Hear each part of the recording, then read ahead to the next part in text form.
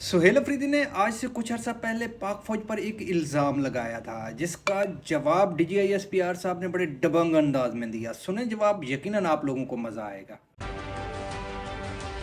हम ये भी देख चुके हैं कि हमारी मस्जिदों में ये सिक्योरिटी फोर्सेस जो हैं वो कुत्ते बांधते थे और जब हम जाते थे हम कहते थे कि ये रुकिएगा इधर। मस्जिद है तो वो कहते थे कि ये कुत्ते और रुकिएगा। ये जो एक मज़ाक़ खेज किस्म की बातचीत करते हैं, ये साहब क्यों करते हैं? क्योंकि जब कोई लॉजिक ना हो, जब कोई आर्गूमेंट ना हो, तो फिर ऐसी ही किस्म की बातचीत करनी है जिसका ना कोई सर है, ना पैर है, ना आगे है, ना पीछे।